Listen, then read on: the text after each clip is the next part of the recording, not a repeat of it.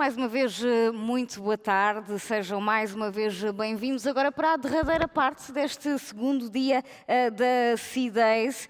Já foi de facto um dia muito longo, tanto aqui nesta sala como em todas as outras salas que compõem esta conferência. Ainda vamos ter mais uma manhã de muito trabalho, portanto ainda temos muito pela frente. Eu não sei quanto a vocês, mas hoje quando for para casa tenho muita coisa para pensar, aprendi muito com vocês hoje e isso também para mim acaba por ser muito importante, não sendo eu tanto da área de cibersegurança de todo, esta informação que vamos absorvendo aqui ao longo destes 3 dias é de facto muito intensa. Mas é a altura de passarmos ao próximo painel, o último do dia. Vamos falar sobre o que fazer para ser um profissional de cibersegurança.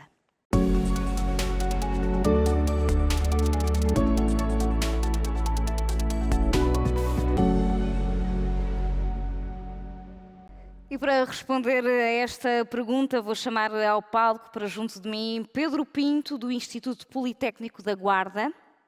Chamo também Renato Rodrigues, da Oposec, e o Rogélio Rodrigues, da ATEC. Bem-vindos aos três. Sentem-se aqui junto de mim para conversarmos.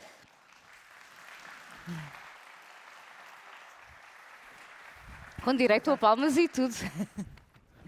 Muito bem-vindos. Vamos então a introduzir este tema. A falta de profissionais de cibersegurança no mercado mundial e nacional está amplamente diagnosticada. A administração pública e também as pequenas e médias empresas, em particular, sofrem com esta escassez. Ao mesmo tempo, nem sempre os potenciais profissionais sabem o que devem fazer para entrar nesta profissão. Não sabem por onde começar, que cursos é que são relevantes dentro desta área, que diferentes percursos é que são possíveis e também que funções podem vir a escolher. São muitas as dúvidas que vamos aqui também a falar sobre elas. Neste painel vamos precisamente discuti-las e vamos também ajudar a esclarecer estas questões e pensar como é que se combate de facto a falta de profissionais no país. Vou começar pela minha ordem de chamada, assim, de forma... Posso começar aqui pelo Pedro, de facto.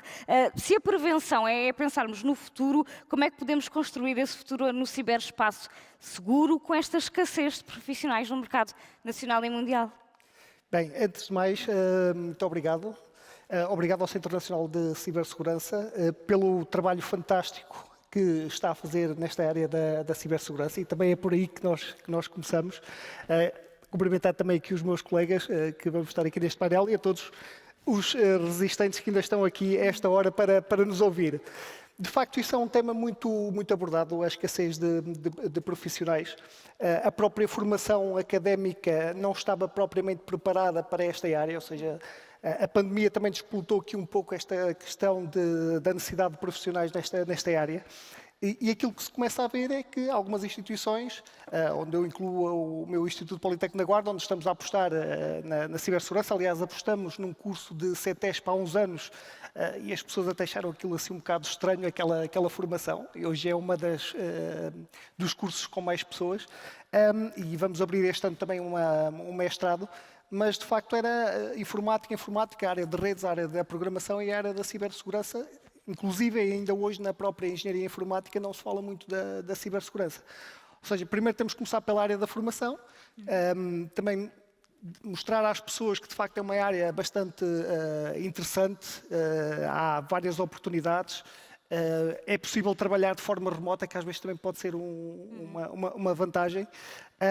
Mas é um pouco isso, ou seja, nós temos que ir trabalhando dia a dia, tentar trazer mais pessoas para esta área, tentar trazer mulheres para esta área, que era uma das coisas que e era se uma falou. Desculpe interrompê-lo, mas foi um dos números que falámos também esta manhã na outra sala, de facto, a discrepância de género, e isso também é uma questão. Sim, aliás, muito se falou há uns anos que, de facto, esta era uma área... podia ser interessante para as próprias mulheres porque tem a parte da programação que é interessante, tem a parte das redes, tem também toda uma parte de gestão e seria interessante, mas aquilo que se tem vindo a verificar é que não é bem assim. Mesmo pelos números das pessoas do sexo feminino que frequenta as formações do ponto de vista académico, a percentagem é muito baixa, cerca de 10% de todas as inscrições, assim também como as diplomadas. Mas é uma área como se costuma dizer, sexy. É um bom modo para passarmos aqui a palavra ao Renato. Renato, encontra aqui que explicações para esta carência de profissionais de cibersegurança? Antes de mais, muito obrigado pelo convite e cumprimentar os meus colegas do painel. Explicações para a carência. É verdade, a parte académica era inexistente há uns anos atrás.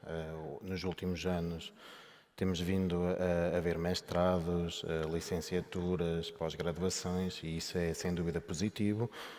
Da mesma forma que existe outro tipo de ofertas sem ser só na academia, e tem melhorado. Agora, se calhar é importante mostrar que a área de segurança é uma área que basta ser curioso e basta querer perceber como é que as coisas funcionam, que vamos acabar por descobrir os problemas e se calhar desambiguar ou desmistificar aquela imagem de um hacker ou ser malicioso ou tem que ser um gênio, e não é verdade. Para trabalhar na área de segurança basta ter curiosidade e querer perceber como é que os sistemas funcionam. A falta disso, se calhar estas mensagens não são bem claras e as pessoas pensam que têm que saber muito para poder fazer aquilo, e se calhar é simplesmente mais um estudo simples, tal como qualquer outra disciplina. Exige dedicação, paixão, se quisermos, para ser mesmo, se calhar, melhores que o average, vamos dizer assim, mas por simplesmente para fazer fulfill das necessidades que existem no mercado. Ser profissional, ser competente, estudar a matéria é mais que suficiente. E se calhar só passar esta mensagem pode ajudar a que as pessoas vão e experimentem. E temos essa missão hoje aqui durante os próximos minutos de passar precisamente essa mensagem. Rogério, consegue acrescentar aqui alguma justificação? Eu consigo acrescentar, antes de mais, boa tarde a todos. Obrigado aqui pelo convite que me endereçaram a mim e à ATEC, cumprimentar aqui o painel. Nós na ATEC tentamos combater isso ano após ano. Nós fomos a primeira academia de formação profissional a abrir um curso de especialização tecnológica em cibersegurança. Começámos à data de 2017. Até hoje formámos 340 profissionais da área, em que 15 são do sexo feminino. Não é o que nós queremos, não é o que o mercado pede, mas acho que estamos nesse caminho. Acho que cada vez mais as pessoas sentem interesse por esta área, também pela visibilidade que a mesma tem em todo o território nacional e mundial. E acho que o facto de haver ações de sensibilização e explicar o porquê da necessidade, acho que é extremamente importante. E como o meu colega disse, hoje em dia uma licenciatura em Engenharia Informática, eles têm, por exemplo, uma cadeira de segurança. Acho que é curto para o que nós queremos. Estou a falar para licenciados. As pessoas que vão para o ensino profissional pretendem outro know-how e outra componente prática que não existe à data de hoje e não é tão acentuada no ensino dito regular. E acho que isso é uma lacuna, que é, eu só consigo mostrar às pessoas o que é verdadeiramente a área se elas pegarem nas coisas e virem realizadas alguma coisa. E, efetivamente, como estava a estudar, o meu professor dizia-me, isto é tudo muito bonito, e eu acabava a aula, mas onde é que eu vou começar a estudar? Porque isto deu-me tanta teoria, eu queria abrir o computador e realizar alguma coisa que fosse palpável. E hoje em dia o que nós pretendemos com o ensino profissional é desmistificar esta teoria toda e praticalizá-la, se é que me posso dizer este termo, para tornar as coisas mais claras. Porque se eu não souber o que estou a fazer, obviamente não consigo dizer se gosto ou se não gosto da área. Acho que é um bocadinho isto.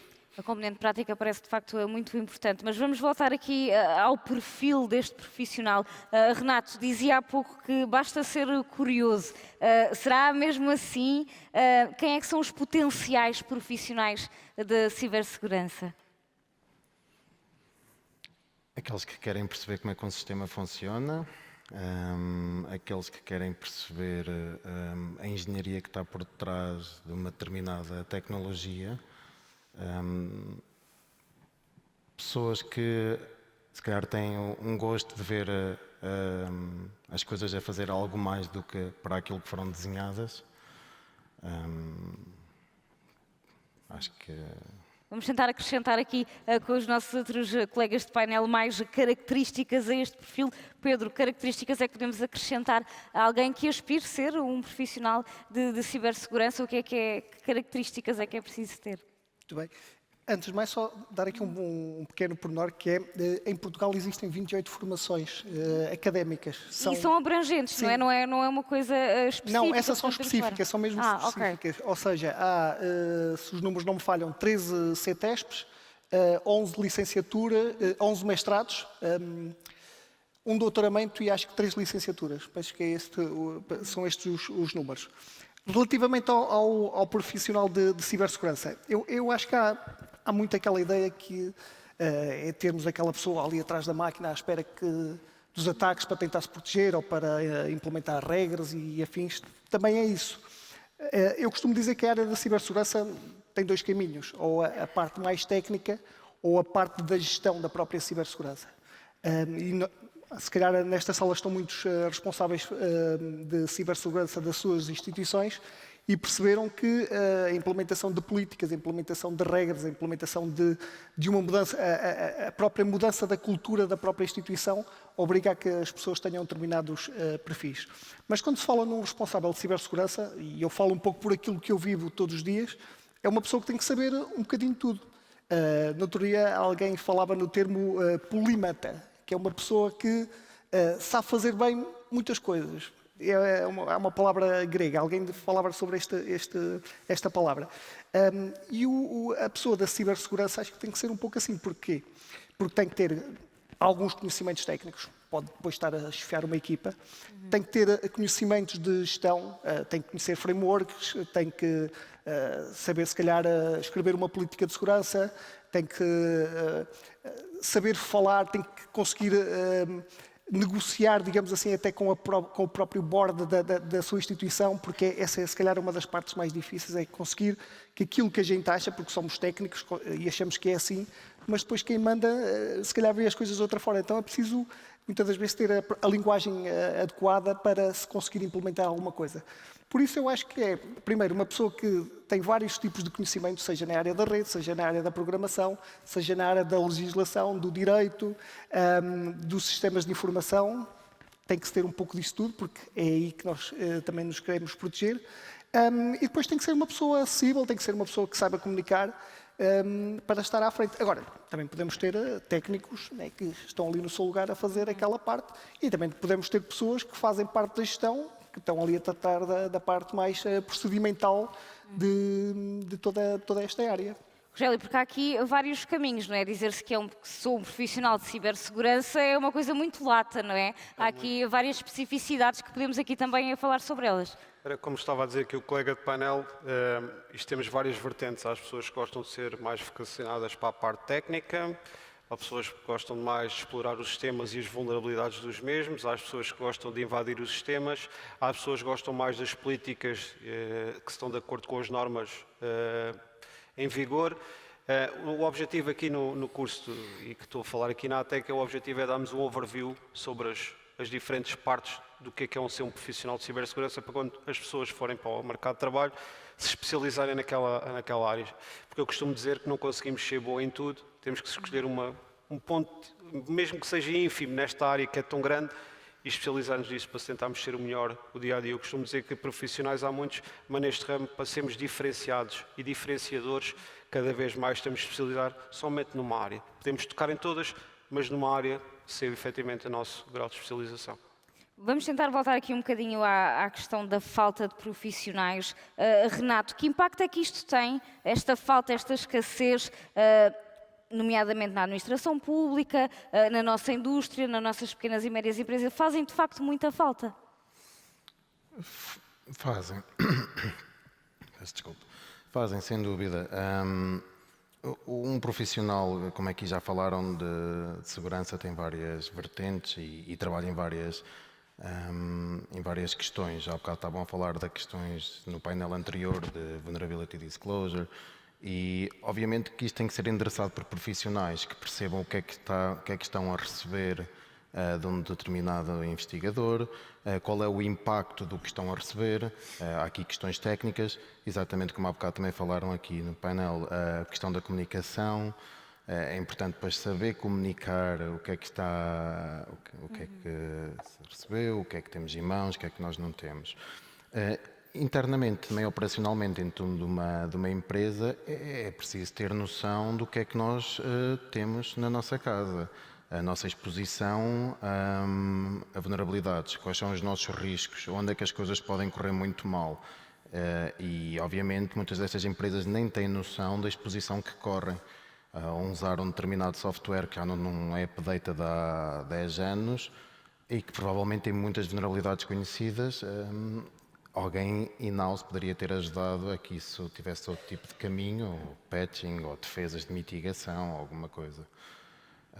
Por isso, no geral, os profissionais de segurança devem integrar as equipas genéricas de engenharia e de operações das empresas no seu dia-a-dia, sim, sem dúvida. Pedro, também para si a mesma pergunta, gostávamos de ouvir a todos neste sentido do impacto que tem esta escassez nas nossas empresas, na nossa economia e também na nossa própria administração pública, não é? Nesta altura de plena digitalização, que impacto é que tem esta escassez de profissionais de cibersegurança? Sim, o impacto é visível e é enorme.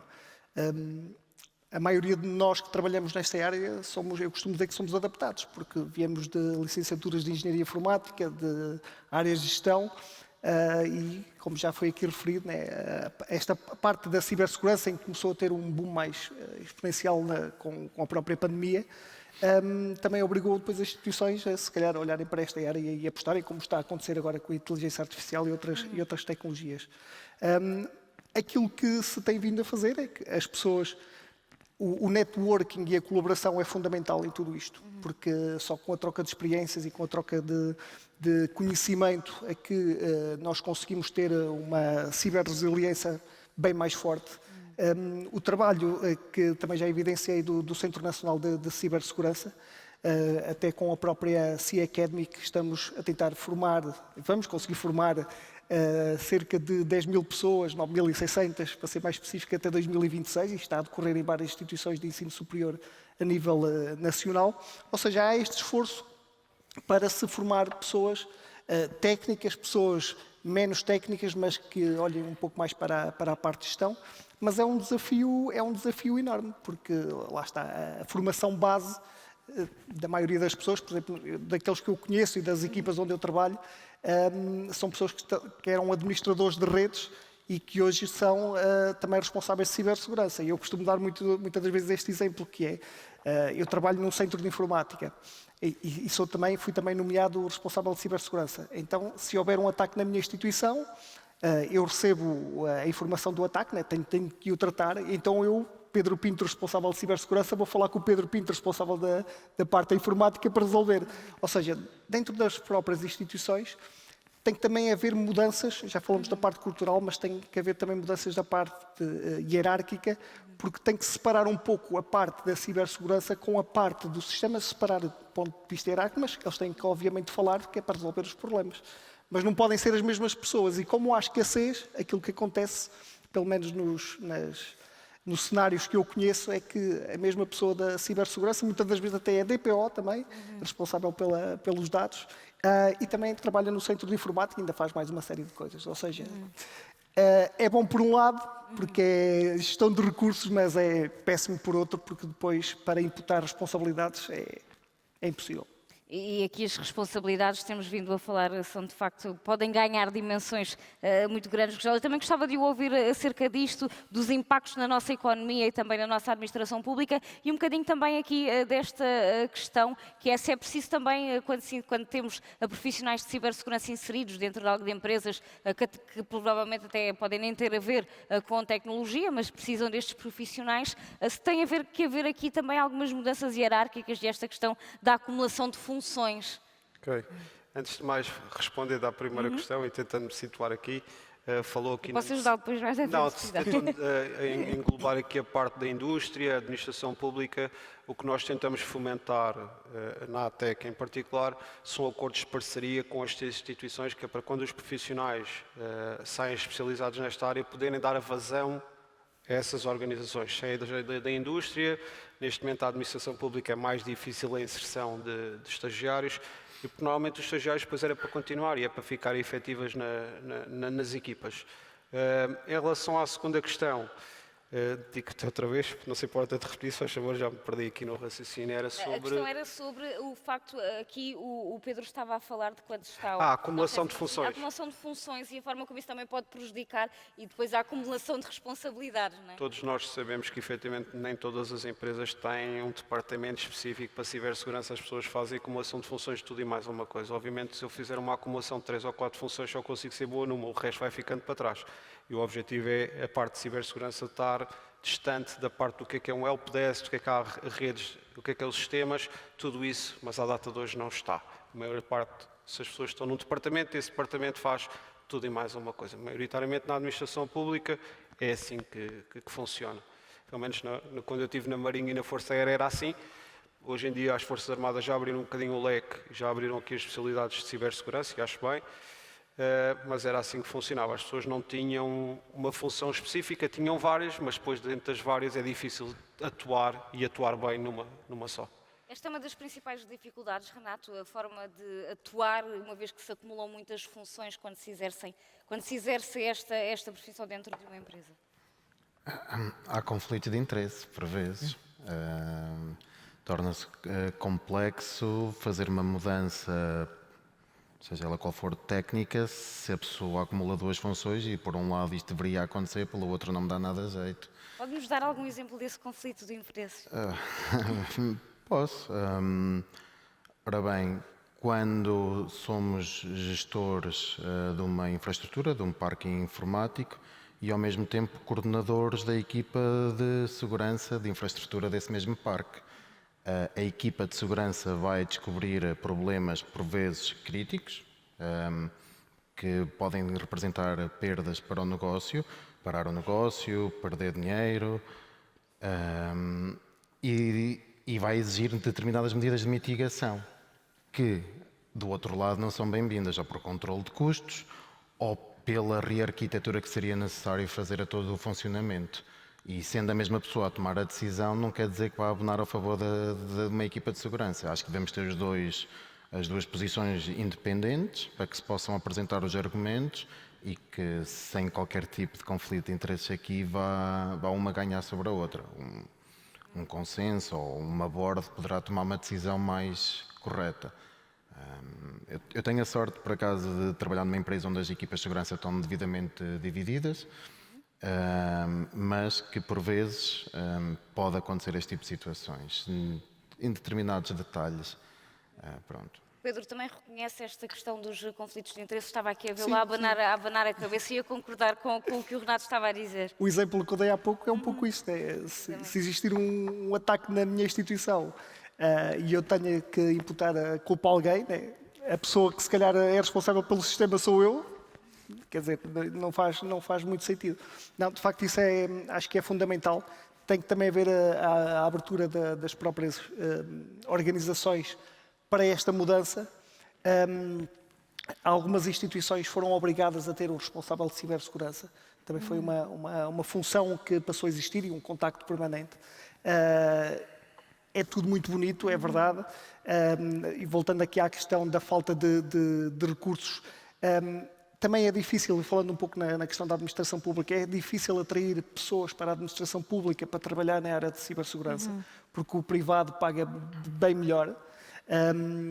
E depois apareceram estas funções, obrigadas pelo Decreto-Lei 65/2021, mas também são funções que não são remuneradas, é mais uma acumulação que acontece dentro das próprias organizações. Isso, as pessoas é verdade que são nomeadas, mas muitas das vezes também se calhar nem aceitam estes desafios, porque é mais uma coisa que têm a acrescentar àquilo que fazem. Eu acho que tudo isso devia ser revisto para que houvessem aqui mais possibilidades e a forma de atrair mais as pessoas para trabalharem nesta área, porque são áreas, como eu disse, bastante interessantes. São áreas que estão na moda, são áreas que as equipas de networking e os grupos que existem na área da cibersegurança são muito interessantes. Um exemplo disto é aquilo que está aqui a acontecer por estes dias. Mas também temos que... Quer dizer, é como outras funções. Eu ando a fazer umas formações na área do CISO e do CIO, que também é para as estruturas das instituições. E é aquilo que se tenta passar, que parece uma coisa óbvia, mas não é. Que a informática é exatamente igual aos outros departamentos. Se existe um responsável financeiro, também tem que existir um responsável de cibersegurança. Se essa pessoa é responsável pela parte financeira e tem um valor acrescido para ter essa função, porque os da informática também não têm isso? Acho que esse ponto, algumas empresas com alguma maturidade já lá chegaram, mas é difícil isto. Rogério, em que circunstâncias é que se pode equacionar esta obrigação de ter um profissional de ciber, ou um responsável de cibersegurança, como falávamos aqui numa determinada empresa? Em que circunstâncias é que isso tem mesmo que acontecer? Eu acho que já devia acontecer à data de hoje. Já estamos a falar uma coisa, o que estamos aqui a falar já está completamente desatualizado ao mundo em que vivemos. Acho que devia ser, fazer parte do organograma mesmo um departamento específico para esta área e não aí a acumulação de funções. Mais uma vez, concordo perfeitamente com o painel e revejo-me um bocadinho nisso, é quando nós temos uma responsabilidade, ok, vais ter mais uma acumulação. E são áreas que efetivamente tocam umas nas outras e têm particularidades que vão buscar a cada uma delas e depois é difícil de uma tomada de decisão. No caso da administração pública, é difícil esta transição, mas como eu costumo dizer a todas as áreas em que dou formação, não adianta eu gastar muito dinheiro em equipamentos de segurança se as pessoas não estiverem sensibilizadas para este tema. À data de hoje, estes eventos servem para isso mesmo, mas as divulgações nas escolas, começar de berço, como hoje se fazem com outros temas, acho que é crucial. Muitas vezes vejo a minha filha no telemóvel e começo a pensar nos prós e nos contras daquilo e começo a pensar, se ela acede a um site HTTP ou se a informação que lá coloca são dados privados, isso mexe um bocadinho comigo, mas acho que na escola, acho que a formação tem que ser de base, que o que já está feito, nós não podemos evitar, mas começar, e estas gerações, temos feito muitas divulgações, seja de reciclagem e tudo mais, eu acho que este tema tem que começar de berço. Não vale a pena estarmos constantemente a tapar buracos com as lacunas que temos, devemos tratar o problema de raiz, é a minha opinião. E a antecipar isso também amanhã, pelo que percebi de uma apresentação, vai haver uma apresentação sobre cibersegurança para crianças.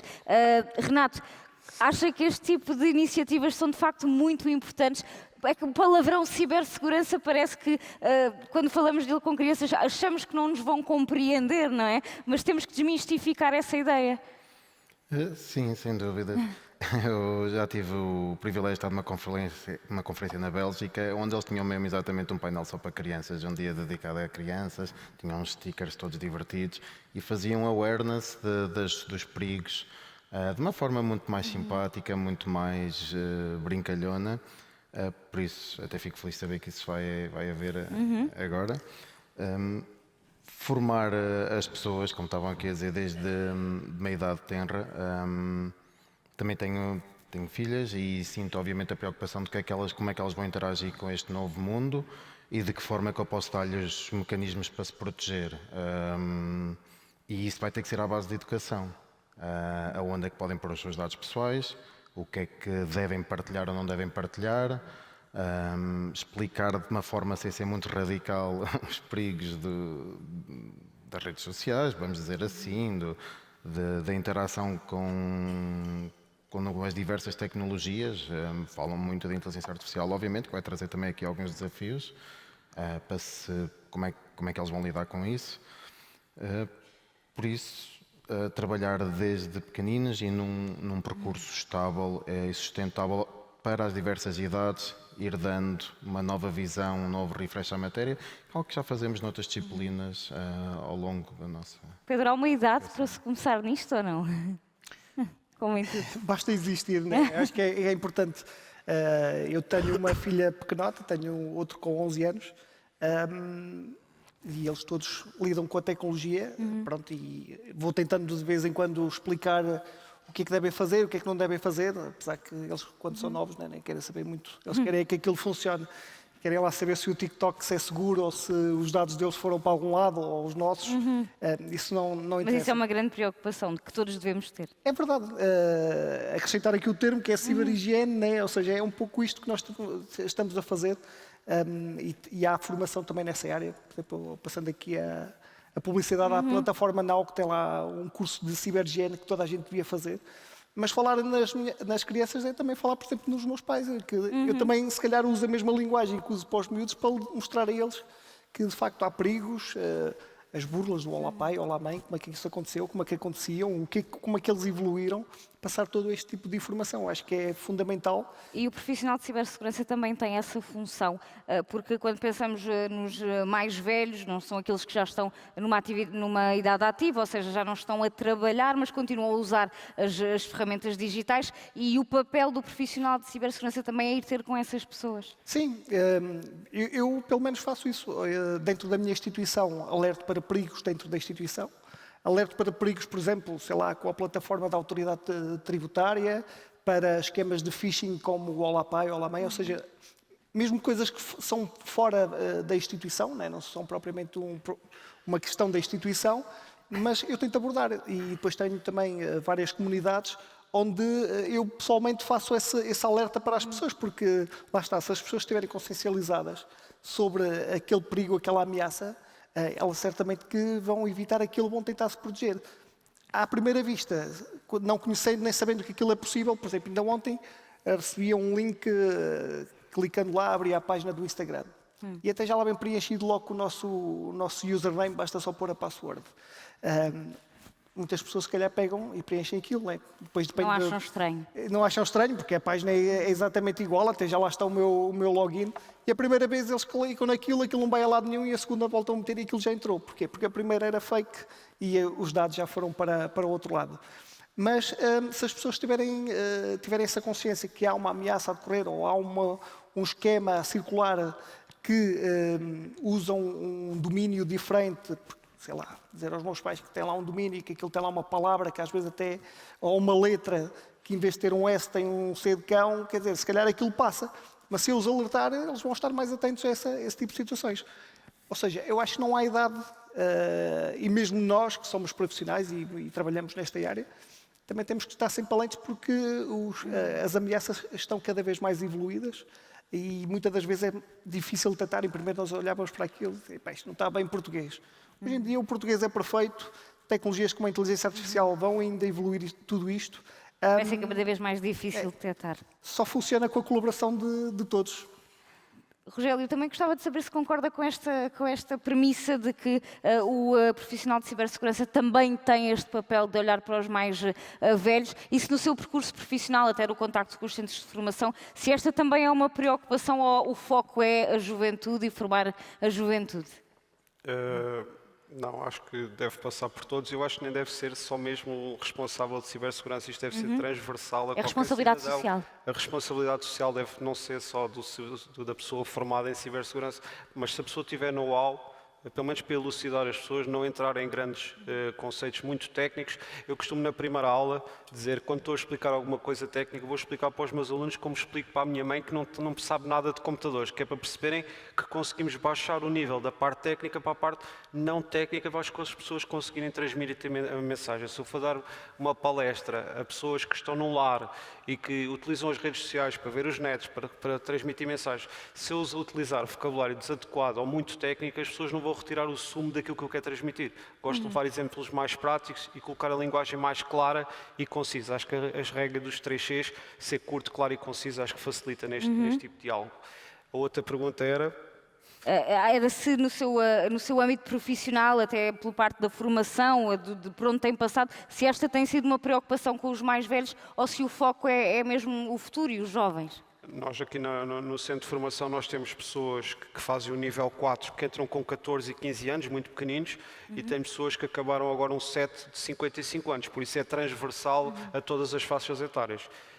Em relação ao que nós pretendemos fazer é dinamizar estas ações, o dia do ciberseguro, e focarmos numa palestra, numa ação de sensibilização. Acho que é extremamente importante. É transversal à sociedade, seja dos pequeninos, dos adultos, das pessoas com mais idade. Acho que tem que ser responsabilidade mesmo cívica e por isso é que eu estava a falar, tem que ser de base e de berço. Vamos falar também aqui da atratividade, o que é que torna esta profissão atrativa. Já ouvimos aqui algumas características, o teletrabalho, ser uma profissão sexy, que também gostava que me explicasse isso. Portanto, gostava mesmo de falar agora sobre este tema. Renato, porquê que o profissional de cibersegurança, ou ser um profissional de cibersegurança, é uma profissão que pode atrair? Vamos aqui tirar o seu interesse e a sua paixão por este tipo de coisa. Mas se for se estivesse a pensar sobre o que é que seguir agora para o futuro, olhando aqui para algumas, tendo aqui algumas hipóteses em cima da mesa, tinha que escolher, porque é que escolheria pela cibersegurança no âmbito profissional?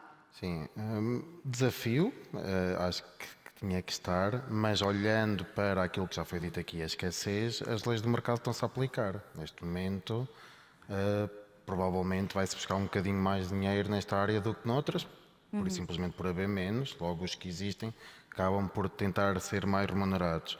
Uma nota aqui, o mercado é global, o mercado não é português, ok? As pessoas quando procuram este tipo de oportunidades, olham para toda uma panóplia de opções mundiais. Porque hoje é possível ser profissional aqui e estar a trabalhar para o outro lado do mundo, não é? A questão do remoto e muitas das valências da área de segurança realmente é possível estar a realizar o trabalho de forma remota, com nuances para quando é necessário aqui a interação humana de falar com equipas e de falar com determinadas pessoas que tomam as decisões, os stakeholders.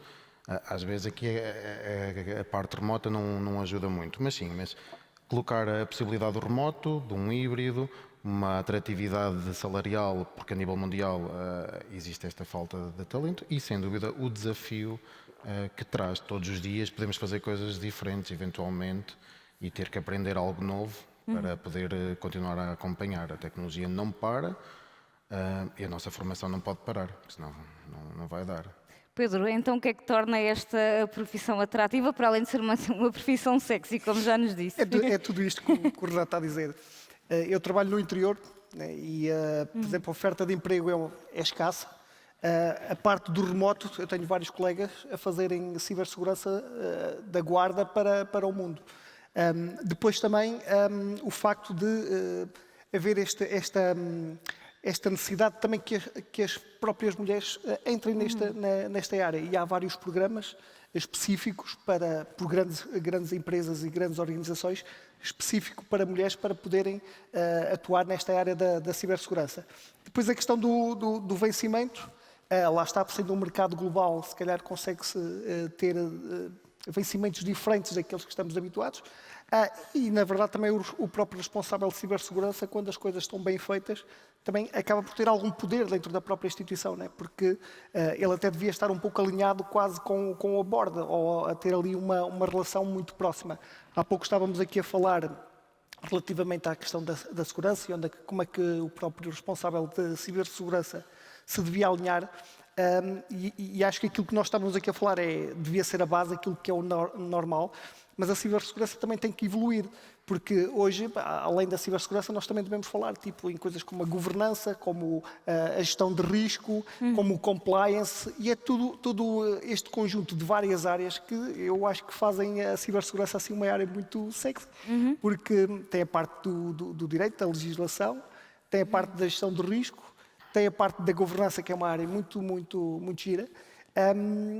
E o responsável de cibersegurança tem estas oportunidades todas na sua própria função, ou seja, não passa ali o dia a programar, ou não passa ali o dia a configurar equipamentos, não tem esta, e deve ter uma visão bastante ampla da sua organização e poder aplicar todas estas transformações que são fundamentais para qualquer organização. Rogério, esta multiplicidade de funções e de áreas que também o atraem nesta profissão? Antes de mais, e acho que também tem a ver um bocadinho com a lei da oferta e da procura. Isto, quando eu estava a estudar, eu queria ser professor de Educação Física. Isto há muitos anos atrás, tenho quase 40 anos. Mas o meu pai disse, 10, 12 anos vai estar no desemprego. Efetivamente mudou-me aqui um bocadinho o chip, nem sempre aquilo que nós estamos formatados e que nós queremos, se calhar há outras áreas que temos cabimento, e aí cabimento e consoante a escassez, obviamente são muito mais bem remuneradas do que as outras áreas. Sabemos que aqui o IT, se conseguisse nivelar, não se consegue nivelar. Há muitas pessoas que veem o IT como um custo, há outras que veem como um benefício. Eu vejo como um benefício, também professor da área, mal seria se não o visse, mas acho que é por causa disso. Eu gosto, isto atrai-me por ser uma área all-in-one. Quer dizer o quê? Eu tenho que ter conhecimentos de programação, de redes, networking e tenho de segurança. Tenho que ter o package. Não consigo ser especialista em tudo, mas tento-me focar e ter de base. Por isso é que eu estava a dizer, isto vem das licenciaturas, temos pouco segurança e, obviamente, depois, como é que nós podemos gostar desta área? Bem, das duas, uma, ou queremos ser responsáveis mesmo técnicos e saber o core, ou ser a parte de legislação. E aí temos várias certificações que trilham também o nosso caminho e o nosso entusiasmo, porque nem sempre aquilo que eu queria ser se verifica, porque depois, enquanto o caminho não é uma reta, tem alguns desvios, e no meu caso é a paixão pelo estudo e querer sempre saber mais. Acho que isso é o que me marca a mim, é não gostar de estar numa profissão em que o que sei hoje, daqui a 20 anos é igual. Não consigo rever uma profissão desta porque pede um bocadinho sempre de mim, também para conseguir transmitir aos meus alunos. Não posso estar a transmitir uma coisa que eles vão para as empresas e já não o fazem há 10 anos atrás. Então esta constante busca de conhecimento para mim é o fator determinante.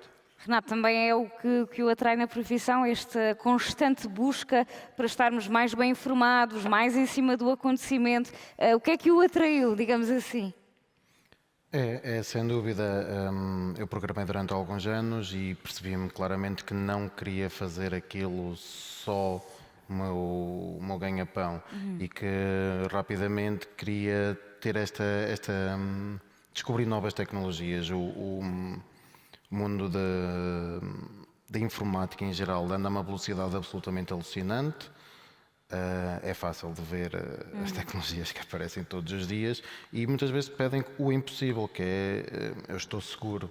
E obviamente que ninguém vai dizer estamos seguros, mas vamos começar a perceber como é que funciona aquela tecnologia. Vamos começar a tentar perceber o que é que pode correr mal, como é que isto funciona, como é que vocês estão a implementar, para começar a desenhar exatamente quais são os riscos, se são aceitáveis, se não são aceitáveis.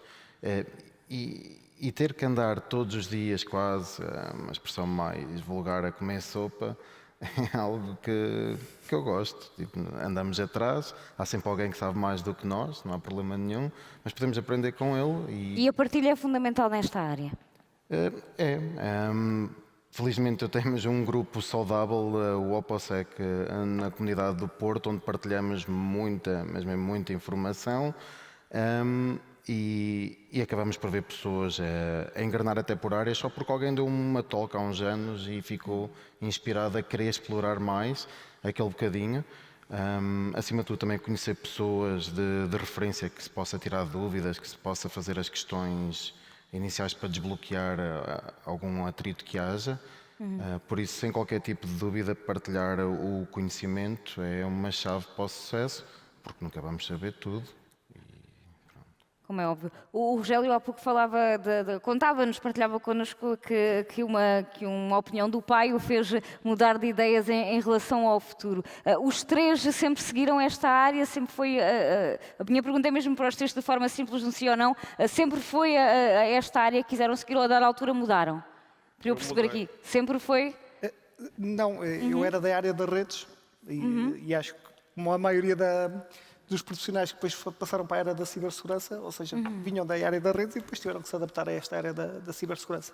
Mas eu sempre trabalhei na área das redes, de configuração de equipamentos, monitorização. Esta é a área da cibersegurança. Aliás, quando entrei para a área da cibersegurança, tinha aquela ideia que era estar lá atrás de um computador e fazer lá umas regras, proteger toda a infraestrutura.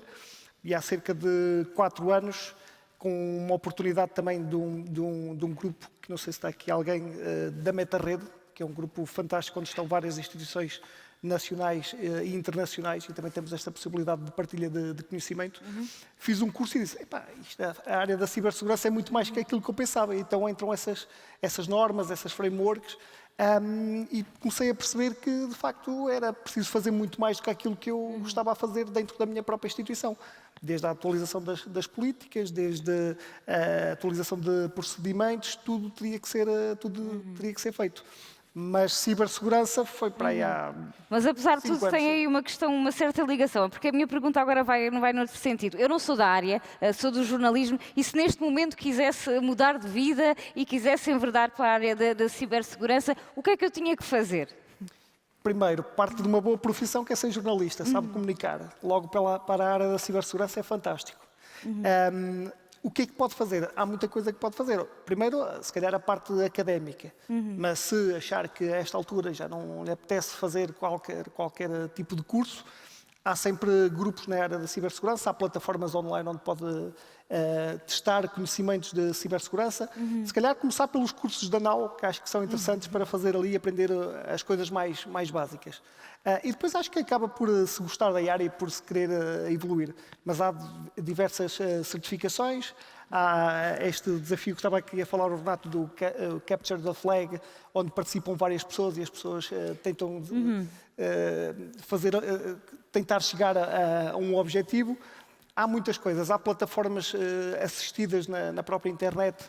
Estou-me a lembrar uma do TryAcme, onde nós criamos uma conta e temos uma série de desafios. Há outra que se chama Natas, e então é do tipo, olha, descobre lá agora a password. Ok, descobriste a password, agora passa ao próximo nível. E há ali uma série de desafios, são cerca de 20, acho eu, que vai aumentando.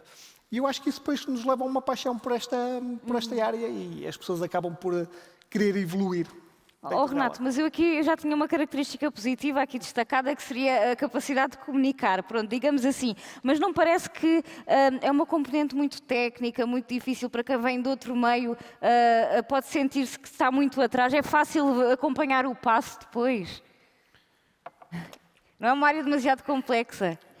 Existem muitas vertentes. Existe um grupo muito famoso de jornalistas que estão mesmo dedicados à área de cibersegurança, o 404, recentemente, e publicam semanalmente artigos absolutamente incríveis de investigação, em que eles exploram o OSINT tradicional de ir buscar dados que estão disponíveis na internet e vão fazendo a ligação dos pontos.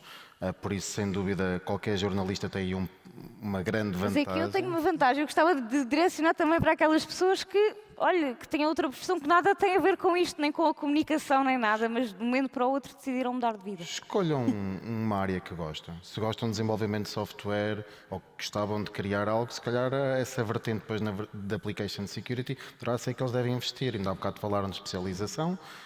Se a pessoa gostar mais de redes, então comece a investir mais por aí. Não pense na panóplia global de todas as opções, mas sim um nicho que goste e que gostava de aprender mais e que comece por aí. Rogério, conselhos a alguém que decida começar? O que é que lhe podemos dizer? Como é que podemos encaminhar, orientar nesta área? Primeiro, deixe-me fazer o convite para entrar na ATEC, o perfil ideal. Isto para desmistificar um bocadinho o tema, gosto muito que tenham inserido este tópico nesta conversa, porque desde 2019 que estou na ATEC e já passaram por lá alunos que vinham da música, da pintura, eram floristas, já tivemos tudo e mais uma coisa, e o que nós pretendemos é que as pessoas efetivamente podem não ter um background e não necessitam de o ter. A única coisa que têm que ter é motivação e empenho. Isso são coisas que não se compra com nenhuma certificação. Ou tem ou não tem. Eu costumo dizer que nós conseguimos chegar a um patamar, não estou a dizer um topo, mas um patamar se nós nos motivarmos e empenharmos para tal. Por isso é que eu costumo dizer que quando entram na ATEC, eu não quero saber se eram músicos, se eram DJs, eu só quero saber a motivação que têm para finalizar o curso. Porque nós temos um nivelamento que fazemos antes de entrar na especialização, que é precisamente para nivelar os conhecimentos, ou seja, eu não preciso que tenham um background de redes ou que saibam instalar um sistema ou não. Nós vamos preparar o formando, eu só preciso que a pessoa esteja motivada e com o mindset que efetivamente é aquilo que quer fazer para o resto da sua vida. Tudo o resto nós tratamos. Ok, pronto, parece-me quase convencida, vamos ver. Eu acrescentaria, Claro. de facto, acabou por se passar aquela ideia que é a parte técnica, que é difícil. Para estar na área da cibersegurança não é preciso ter propriamente essa parte técnica. Isso vai-se aprendendo, como disse ali o Rogério, né? Rogério. Por exemplo, a C Academy que é do Centro Nacional de Cibersegurança, tem um curso que é responsável de cibersegurança. Curso fantástico, penso que até deve estar aí o autor que o produziu. Não tem parte técnica, é só frameworks, é legislação, é gestão de risco, é gestão de incidentes, selos de maturidade, ou seja, parte técnica não existe naquela, e é a cibersegurança. Para quem queira trabalhar como responsável da área da cibersegurança ou tenha ali alguma função importante dentro da organização na área da cibersegurança, claro que obviamente ter uma noção de parte técnica também não faz mal a ninguém, mas tem essa vantagem. E com estes cursos também são bastante importantes para fazer essa tal reconversão. Eu estou a dar formação neste momento, tenho pessoas que são de informática, tenho pessoas que não têm nada a ver com a informática e disseram, ok, eu quero aprender cibersegurança, vou aproveitar esta oportunidade. E aquilo que às vezes até acaba por acontecer, assim no seu geral, é que essas pessoas até são mais aplicadas do que propriamente a malta que está da área da informática, porque acha que já sabe aquilo tudo e às vezes não é bem assim. Precisamente. Renato, voltando assim, já temos mais cerca de 10 minutos da próxima conversa. Gostava de. Já falámos aqui de algumas barreiras, da falta de ofertas de formação, nomeadamente públicas. Como é que melhoramos então este acesso à profissão? Atraímos mais pessoas? Como é que promovemos isso tudo? Como é que vê essa perspectiva de futuro? A nível escolar, podemos sempre incluir vertentes. A segurança é uma coisa transversal, por isso, por exemplo, quando aprendemos a programar numa universidade, por que não introduzir logo os conceitos das falhas que podem ser introduzidas nesse momento? Logo mudar ligeiramente os currículos, não para cadeiras de segurança, mas simplesmente garantir que a parte, tal como performance muitas vezes é coberto, segurança também seria nessas unidades. Mas não devia começar mais cedo? Sim, podemos. Temos várias vertentes. A questão mais social, como há bocado falei, para as idades mais tenras, introduzir, mas aí há zero neste momento de ação, não é? Acredito, não é zero, mas não é pelo menos visível. Se existe alguma iniciativa, não é bem visível. Na escola primária, o que é que estão a fazer para ensinar as pessoas dos perigos da informática? Eventualmente alguma escola deve ter alguma iniciativa, não digo que não, mas não há um Mas é de iniciativa própria, não há uma diretiva. Exatamente. E isso poderia ser uma mudança estrutural que seria necessário fazer a nível curricular, sem dúvida. Rogério, mudanças estruturais, do que é que precisamos nesta área? Bem, são tantas que é difícil começar, mas temos que começar por algum lado. O que nós privilegiamos, nós, instituição, porque acho que como vim aqui a representar a ATEC, acho que tenho que falar do que temos para dentro de casa. Acho que o que é mais difícil é encontrar profissionais que trabalhem na área e que tenham o gosto de ensinar os conhecimentos que têm. Isto quer dizer o quê? Essa também pode ser uma condicionante, não é? Isto quer dizer o quê? Quer dizer que eu quando estava na faculdade, tive uma cadeira de redes e eu perguntei-me, quando vi o currículo do professor, não desprezando o professor, que até era um bom professor, mas percebi que o professor nunca tinha passado no mercado de trabalho. Ora, como é que eu consigo transmitir alguma coisa se eu não estive no terreno? E não estou a dizer no terreno, tem que ser a parte técnica. Se eu vi a aplicabilidade do termo, se ele não sabe, como é que me transmite a mim? Olha, isto no mercado de trabalho não se usa a data de hoje, ou usou-se, ou já... Eu acho que cada vez mais temos de trazer as pessoas que trabalham na área para poderem dar formação sobre temas, já falámos aqui a parte de governance, risk and compliance, já falámos aqui a parte técnica pura e dura. Acho que se as pessoas que trabalham na área não tiverem focados em transmitir esse conhecimento, fica mais duro para quem começa na área. Porque depois olhamos para a pessoa, ele diz aqui uns termos porreiros, mas isto já não se aplica há muito tempo. Ou onde é que ele aplicou isto se efetivamente ele só fez carreira de docente? Eu acho que falta um bocadinho isto, é a pessoa passar no mercado de trabalho e passar desses anos poder lecionar as disciplinas relacionadas com isso. Acho que há uma grande lacuna nisso, que é as pessoas que ensinam trabalharam pouco ou nunca trabalharam. E se eu nunca trabalhei, não posso dar exemplos práticos das adversidades que tive enquanto colaborador de uma organização. Acho que fica difícil assim. Pedro, também tem esta perspectiva sobre quem ensina, de quem partilha os seus conhecimentos? Sim, e eu acho que temos vindo a mudar, mas o povo português trabalha um pouco para si.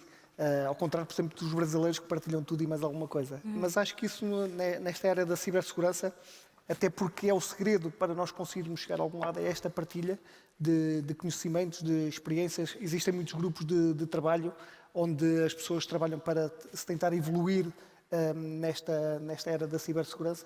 Por isso acho que o networking e a colaboração são fundamentais e o passo à palavra. Mas acha que esse networking é pouco divulgado, é pouco conhecido? São as plataformas de comunicação que também não lhes dão o espaço que deviam ter?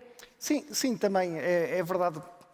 Acabamos por ter grupos técnicos para falar sobre Quase que parece que é uma bolha, não é? Quase que parece uma bolha. Pronto, e depois cada um, lá está, temos que fazer o nosso papel e ensinar ao amigo, ou à amiga, ou aos pais, ou aos filhos, Mas acho que na área da cibersegurança, pelo menos na área das redes onde eu trabalhava e só fazia aquela componente, nesta área da cibersegurança participo em vários grupos.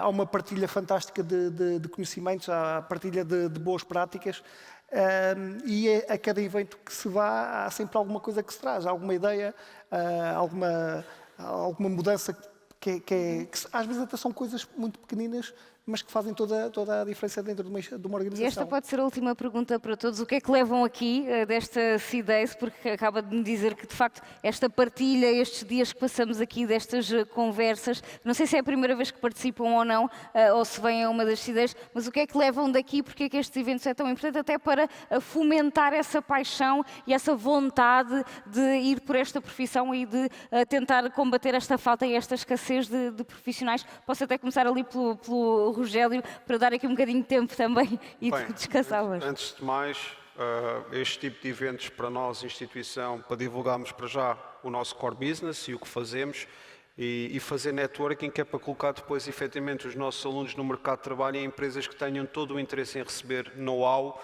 e pessoas que efetivamente estão 1 ano e meio a tirar um curso de especialização e podem trazer ideias novas que às vezes achamos que não podem trazer, os estagiários não trazem, mas isso é completamente falso, porque normalmente têm outra visão do problema e se olhando com outros olhos trazem benefícios cruciais para as organizações.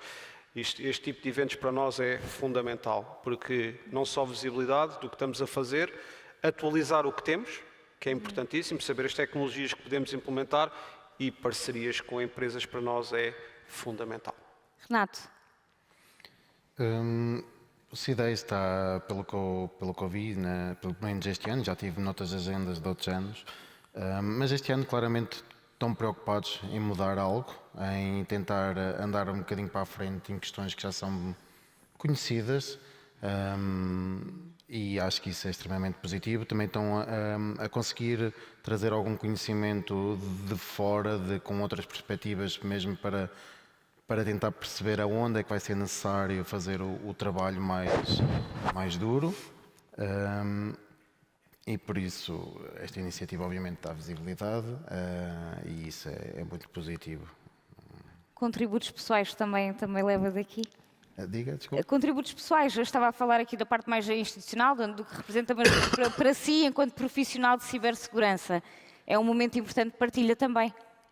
Sim, sem dúvida, acho que porque não podemos estar de fora a criticar e temos que vir aos sítios onde existe púlpito para poder falar e para mostrar que as coisas podem ser diferentes, ou que se calhar são diferentes na realidade ou que não são tão complexas, desmistificar, desambiguar, acho que são termos muito importantes e que acabam por acontecer durante o evento. E facilidade, obviamente, de interação entre as pessoas é muito bom para quebrar gelo e tirar ideias. Rogério, para terminarmos com Pedro. Ainda nesta perspectiva do que estava a perguntar, falava aqui da importância de promover encontros, promover fóruns que depois nos enriquecem dentro da profissão. O que lhe perguntava e eu partilhava também com os colegas de painel é o que é que leva da CIDES? Bem, o próprio Centro Nacional de Cibersegurança leva ao longo do ano várias iniciativas, mais até algumas online, e acho que aqui se conjuga tudo, porque estamos aqui presenciais e estamos aqui todos, podemos falar, acho que em cada conversa surgem oportunidades, em cada palestra surgem ideias, surge a inspiração. Para mim é sempre um gosto poder partilhar, mas como há sempre alguma coisa que a gente leva daqui, acho que ainda é mais fantástico. Acho que a diversidade dos temas, a necessidade de se falar sobre a própria cibersegurança, a necessidade dos próprios meios de comunicação falarem sobre a cibersegurança e falar bem de cibersegurança, porque às vezes também se fala sobre cibersegurança, mas como não se conhece muito a parte técnica, também às vezes se distorce ali um pouco aquilo que de facto aconteceu. E acho que toda esta literacia digital é importante para todos nós. Eu venho do Politécnico da Guarda, para mim aquilo que eu aprendo aqui tento levar para lá, né? E tentar, ou nas minhas aulas, encontrei alguns alunos que estive a dar aulas online e que disseram: "Olá, professor", e eu disse: "Mas quem é você?" "Eu sou X e Y", mas eu nunca ouvi. Eu estava sempre com a câmara desligada, pronto, e foram meus alunos. Mas também colegas de trabalho de outros centros de informática. E estou também aqui como representante de um canal de comunicação.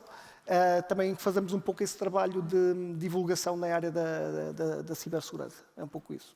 E acho que, espero eu, pelo menos, espero que partilhem também do meu sentimento, que tenhamos motivado alguém que nos vá ouvir depois ou que esteja aqui também a enverdar por esta área, que tenhamos apresentado aqui perspectivas que motivem nesse sentido. Quero muito agradecer-vos a vossa presença e a vossa partilha aqui neste palco da CIDEIS. Muito obrigada. Convido-vos a voltarem aos vossos lugares para também fazermos aqui o encerramento e o resumo do dia. Muito obrigada. Obrigado.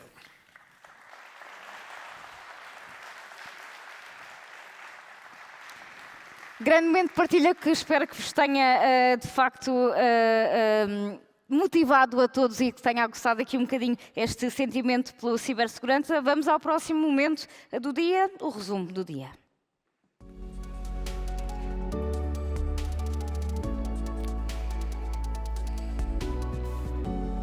E para este momento vou chamar ao palco o meu colega Ruben de Matos, que tem estado... Temos andado aqui um bocadinho trocados, Ruben, a trabalhar em sentidos diferentes, mas sempre focados nesta persistência da resiliência, da informação. Olha, esta conversa, eu digo-te, foi muito interessante para mim. Porque eu consegui ouvir ali um bocadinho, não toda, porque ainda estava na outra sala. Ficaste assim um bocadinho tentado a mudar para a cibersegurança ou não? Para a área, de mudar de área. Já nós conversa entre jornalistas, que ninguém nos ouve. Se calhar em termos salariais teríamos mais alguma sorte, mas admito que não fiquei totalmente convencido. Mas quero acreditar, pelo menos depois também quem vá ver nos vídeos que vão ser publicados depois na página do YouTube do Centro Nacional de Cibersegurança, quem sabe, um estudante universitário que esteja ainda um bocadinho perdido. Espero que tenhamos levantado aqui. Este debate se calhar ajuda a clarificar algumas ideias. Conclusões. Então, e conta-me também o que é que andaste a falar, como é que foi o teu dia? Hoje o dia foi bem longo. Pois foi. Aconteceu muita coisa e começámos este segundo dia da CIDEIS 2024 aqui no grande auditório com uma reflexão sobre o tenso equilíbrio de poderes que existe entre os diferentes atores da geopolítica mundial. Nas últimas décadas, é óbvio, muita coisa mudou e a investigadora Raquel Vaz Pinto, especialista em relações internacionais, traçou-nos o perfil, sobretudo na evolução do papel da China, que sabemos que é um ator com cada vez mais destaque na cena mundial. É inegável que há uma grande dependência das democracias ocidentais face à China, em várias frentes, desde logo do ponto de vista económico, mas também do ponto de vista estratégico. Temos uma guerra às portas da Europa, e no painel de debate que se seguiu a esta intervenção da professora Raquel Vaz Pinto, continuamos a olhar para o mapa do mundo. E chegamos à conclusão de que sim, obviamente a ciberespionagem existe, quem está desse lado sabe-lo até melhor do que nós, e foi nesta linha de raciocínio que surgiu uma pergunta. Afinal, quando é que a Rússia invadiu a Ucrânia? Pelo menos nesta segunda fase, porque nós sabemos que o conflito entre as duas partes já se arrasta desde 2014.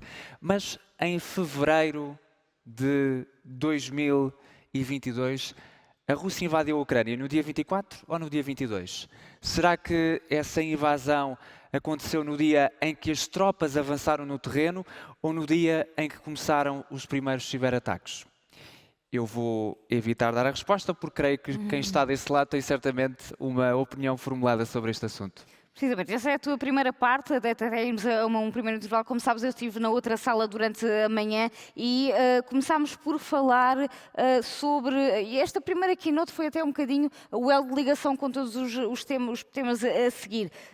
Com o tema capacitar para os desafios da cibersegurança ficou a ideia principal da resiliência que começa em nós. Começa em ti, começa em mim, começa em nós, cidadãos comuns, e só depois nas empresas e depois no Estado e também nas políticas públicas. Portanto, temos de ser responsáveis pela criação desta resiliência. E ainda falamos nesta contextualização mais da parte legislativa e aqui também ficou a ideia de que não precisamos de mais legislação, ou seja, para novos crimes, mas sim de adaptar a legislação que já existe às circunstâncias e à evolução da tecnologia. Os profissionais do direito que falaram hoje connosco, queixaram-se sobretudo da dificuldade de obter, por exemplo, elementos de prova no que diz respeito ao crime informático.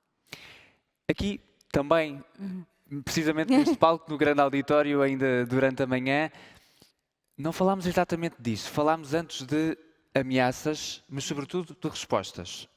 Procurámos responder a uma pergunta, quem cá esteve tem esta percepção, certamente. Como é que podemos converter a identificação de uma ameaça em ações de mitigação de risco? Juntámos à conversa 3 setores muito diferentes, a banca, uma empresa que nos dá energia e um responsável do Centro Nacional de Cibersegurança, para concluirmos que os cibercriminosos não escolhem setores e por isso importa e muito aprendermos com os erros dos outros. E aqui os outros são outras empresas, outras entidades também. É nesta lógica que podem ser decisivas redes de colaboração, de que é exemplo a Rede Nacional de Equipas de Resposta a Incidentes de Segurança Informática. Fechamos aqui, precisamente neste palco, Mónica, amanhã, a olhar para o passado, mas sobretudo a olhar para o futuro. E fizemos-lo com um moderador, não fui eu, não foste tu, foi um moderador diferente, o engenheiro Lindo Santos, o coordenador do Centro Nacional de Cibersegurança. Escutámos, por exemplo, a opinião de quem antecipa que com a NIS 2 o Centro Nacional de Cibersegurança vai, nos próximos anos, assumir ainda mais um papel de regulador e fiscalizador, e no ano que, como sabemos, é decisivo para a revisão da Estratégia Nacional de Segurança do Ciberespaço, ficou também a sugestão, também defendida noutros painéis, de que o ensino da cibersegurança deve ser incluído nos programas de ensino. Porque não? Ficou a sugestão aqui de manhã. Precisamente. E voltando um bocadinho à sala conventual para te contar aquilo que foi o resto da minha manhã, houve tempo para falarmos ainda dos polos de inovação digital e da importância que têm no desenvolvimento digital e na inovação do nosso tecido empresarial, das pequenas e médias empresas, mas como hoje, nesta fase ainda muito recente, é difícil captar a atenção das empresas. Houve até quem dissesse que é preciso tirar as botas e pôr os pés na areia para começar a trabalhar e ir atrás das empresas para lhes mostrar o potencial, noutra comparação, que estes polos de inovação podem ser uma espécie de caixa de areia das crianças, onde elas brincam e experimentam antes de pôr em prática determinadas ações. Portanto, ficou aqui esta ideia dos polos de inovação digital, que apesar de ainda terem um longo trabalho pela frente na captação das empresas para aquilo que as podem ajudar a fazer, têm de facto esse papel muito importante. E ainda terminamos com uma espécie de revisão de números, estatísticas. Tivemos a olhar para como é que ainda existem muitos ataques e continuam a crescer as formas de ciberataque, as formas como podemos abordar este tema e que as respostas são cada vez mais desafiantes.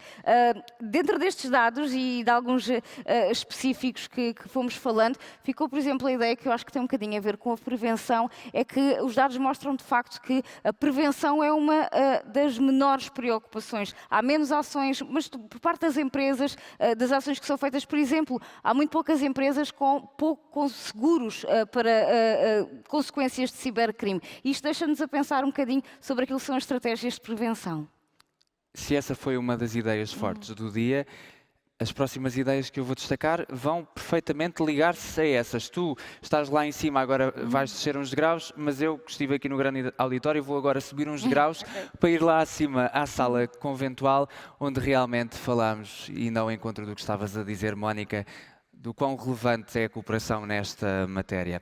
E quando falamos de cooperação, falamos obviamente de redes formais, mas falamos sobretudo e também de redes informais. Aliás, à custa destas redes, ficou dito que há por aqui uns colegas que devem imperiais uns aos outros por alguma ajuda num momento mais crítico no seio de algumas empresas. Não sei se vão ter a oportunidade... Não és de intrigas, mas... Não sei se vão ter a oportunidade de saldar essas dívidas por aqui em Coimbra, mas ficou essa afirmação feita. Mas imperiais à parte, temos por aqui certamente muitos responsáveis de empresas que integram, por exemplo, a Rede Nacional CSERT, ou até a Rede Aliança para a Cibersegurança, que foi anunciada neste mesmo evento há 2 anos, e a ideia-chave é esta, como foi referido pelo Luís Valente da SONAI: não há que ter vergonha, não há perguntas parvas, estas empresas estão aqui mesmo todas juntas para se ajudarem umas às outras quando é difícil e quando são surpreendidas com alguma situação inesperada. Para terminar, na sala conventual, digo-te ainda que ficámos a saber mais sobre qual é o papel das Forças Armadas nesta área, sublinhando aqui em especial o papel de cooperação a nível internacional, em especial no âmbito da NATO. Sabemos que de tempos a tempos há exercícios de cooperação nesta matéria e ficámos ainda a conhecer qual é o papel do CEGER, o Centro de Gestão da Rede Informática do Governo. O dia de facto foi longo e por isso há mais para destacar. Há mais para destacar e se me permites, Ruben, não estamos a olhar ali para o timer que já está quase a ditar o fim do nosso tempo, por isso vou fazer aqui um resumo mais breve do final da tarde, porque é o que está mais fresco também para todos os que aqui estiveram. Começámos por falar sobre a cibersegurança na lusofonia. Como é que esta partilha de informações, mesmo entre Portugal, Moçambique, Cabo Verde, tem funcionado? Como é que isto é um trabalho recíproco? Porque às vezes podemos ter aquela ideia que, por sermos um país mais desenvolvido, estamos mais à frente e temos que ser nós na linha da frente e só nós a incutir as nossas ideias, mas não é assim. Há de facto uma partilha entre estes 3 países e entre mais, claramente, mas falando aqui da lusofonia destes 3 em particulares, essa partilha é recíproca, falou-se de exercícios estratégicos também têm sido fundamentais e ficou aqui algumas perspectivas para o futuro, a vontade de se construírem fóruns entre estes países e incluindo outros, por isso espero que para o ano já consigamos ver aqui algumas dessas promessas que ficaram neste palco vincadas. De forma rápida, dizer-te ainda que ainda falámos aqui em 2 momentos, quer numa keynote, quer num debate sobre a gestão coordenada de vulnerabilidades, primeiro sobre a parte mais ética e jurídica, mas depois como é que as diferentes polos podem juntar e fazer essa divulgação, quem é que pode fazer, como é que podemos apoiar mais os pesquisadores a fazê-lo. Ficou assim essa ideia geral destes 2 momentos. E para terminar, assististe um pouco e até acabámos por brincar aqui um bocadinho sobre isso, terminámos com uma conversa que eu não quero dizer que foi mais ligeira, porque é muito importante esta carência de profissionais de cibersegurança, mas de qualquer das formas eu gostei desta parte mais de partilha, mais intimista das experiências de cada um, do porquê de se apaixonarem por esta área e percebi que não há idades, portanto não vamos sempre a tempo, Ruben, pode não ser para já, mas qualquer dia podemos mudar de área. Acho que não podemos fechar este dia. Tu não estavas lá, portanto eu vou passar esta mensagem a ti e também a todos os que estavam por aqui no grande auditório e não estavam na outra sala conventual, por sublinhar um alerta que nos foi deixado na voz da Teresa Marchão, consultora no Departamento de Regulação, Supervisão e Certificação do Centro Nacional de Cibersegurança. Foi nesse momento que nós ficámos a saber que o CNCS vai realizar já este ano ações de supervisão e fiscalização para garantir que as regras e os procedimentos legais estão a ser cumpridos. Esta é uma informação útil para quem está desse lado. Já sabemos que estão incluídas neste leque todas as entidades abrangidas pelo regime jurídico de segurança do ciberespaço. Não há dúvidas, como já percebemos, que este é um ano relevante para a revisão da Estratégia Nacional de Segurança do Ciberespaço e por isso fechámos o dia com o contributo do Pedro Matos, também no Centro Nacional de Cibersegurança. Contributo que serviu para nos deixar algumas pistas sobre o que podemos esperar desta estratégia. Eu resumo algumas pistas. Terá de ser uma estratégia clara para todos, clara a identificar os objetivos. Daqui a uns meses todos teremos de ter em mãos, e em especial quem está por aí, uma estratégia flexível e adaptável a novas vulnerabilidades que, como sabemos, estão sempre a surgir. No fundo, e servindo-me de 2 palavras usadas pelo Pedro, é preciso haver responsabilização e compromisso.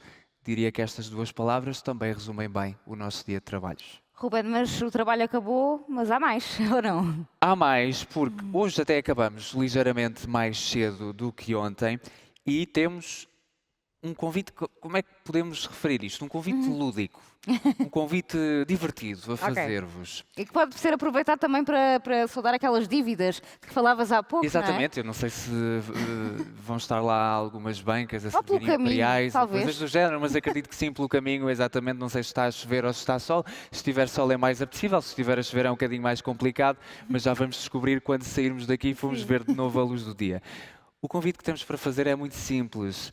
Queremos dizer-vos que daqui a pouco vai acontecer o C-Days Concert Get Smoothly Secure, powered by Art Resilia and ETIAC, um concerto com um nome pomposo que vai acontecer às 7 da tarde no Mosteiro de Santa Clara à Velha. Se quiserem descobrir mais, é passar por lá.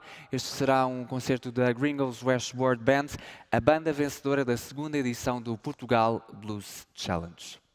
E pronto, já nos estamos a alongar demasiado, não podemos terminar esta sessão de hoje sem deixar o nosso profundo agradecimento a todos os parceiros, a todos os oradores e a todos os que estiveram desse lado a assistir e a beber um bocadinho de toda esta experiência, a todos os que participaram neste segundo dia de C-Days, muito obrigada. Vamos voltar amanhã às 9h30 para retomar os trabalhos. Até amanhã, bom descanso. Muito obrigado.